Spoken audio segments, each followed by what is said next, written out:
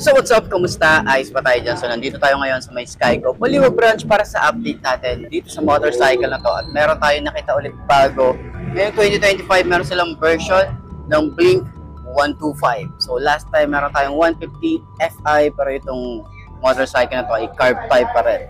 Pero ano nga bang meron dito? Alamin natin kung ano rin ba ang pagkakaiba dun sa 150 at itong 125. So tara, samahan nyo ako, walk around na natin. Ayos na ayos siya. But a big hive, all's at stake, it's my time to shine.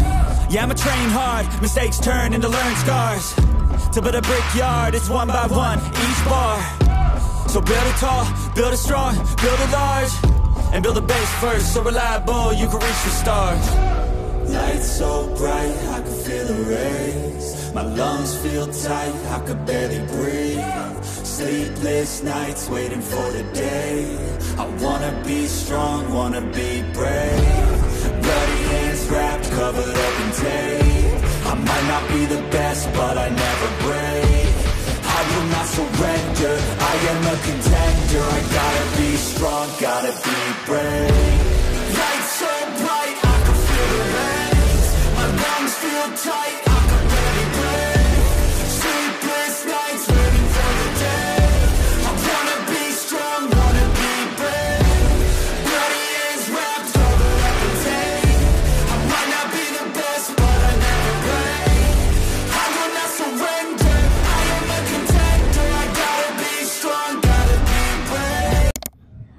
So yun ang mga best no, ngayon 2025, nakita na rin natin yung version 2 ng talagang Blink 125. Kung last time nakita natin yung Blink 150, yun kasi ay Fi na, tapos nagkakahalaga siya ng 75,000 no, pero ito nagkakahalaga lang to ng 60,000, pero ito yung version 2 ng 125 ng Blink.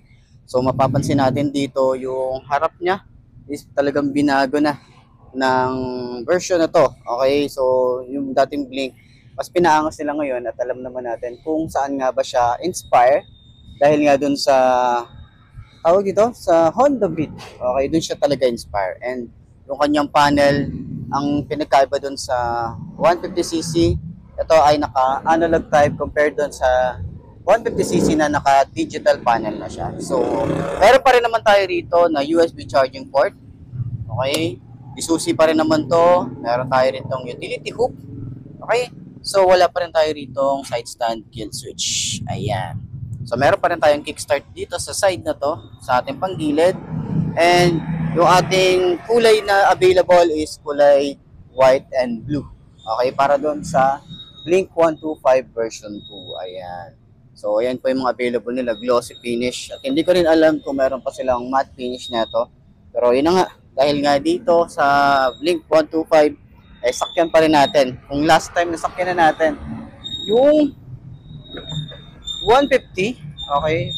So, okay din. Goods din yung ating side stand dito. Tsaka meron tayo ditong parang extension o yung ulo niya. Mas safe siya pag titingnan natin. So, kagandahan din pala dito, naka-LED na yung ating headlight. Pero dito sa ating taillight, meron tayo ritong, headlight. Ano rin pala to? Naka-LED na rin pala halos lahat ng ilaw na ito. At naka-monoshock nga pala to. So, yung iba kasi gusto nila naka-dual shock. Pero okay din naman to. Goods din naman kahit naka-single shock siya. Okay. So, upuan natin. Ayan, 5'2" ang ating height sa mga nagtatanong. Ayan, halos same height lang din naman sila ni 150. Ayan. Pero napansin ko dito medyo matigas yung ating upuan. Matigas siya. No? Hindi ko lang din sure or hindi ko maalala kung matigas pa yung 150cc. Pero ito matigas. Pero kagandahan din dito, nandito yung ating gulay board. Pero yung mga ayaw dito sa gulay board yung battery, gusto nila nandito sa compartment. Ayan, wala po tayong magagawa. Nandito talaga siya. Kasi nga naman yung iba, nilulusong nila sa baha. Pero advice ko lang, huwag nyo na ilusong sa baha. Diba? Kung ayaw nyo nang masyadong madaming gastos. Kasi pag napasukan yung ating panggilid, magastos yun. So, yan, yung shock niya. Okay, goods din. Sa likod, okay, maano din, malambot din. Yan. So, pwede tayong maglagay ng top box dito. Palitan na lang natin yung bracket para at least sa top box natin and then yung bracket. goods tayo dyan. Tsaka additional storage din yun. Lalo na pag naglo-long ride tayo. Pwede rin tong ano, long ride. Kahit sabihin nyo na 125cc to. Kaya nito. Okay? Kaya na to. So, ganyan itsura natin. Yung ating legroom, malawak din. Komportable sa mga beginner na gusto magkaroon ng motor. Pwede ang isang to. Okay? So, 125cc, meron ka ng ganitong motorcycle. At saka, panalo din yung specs na to. Ayos siya. So, center stand natin. Kung magaan din ba siyang center stand, magaan na magaan siya. Ayos din.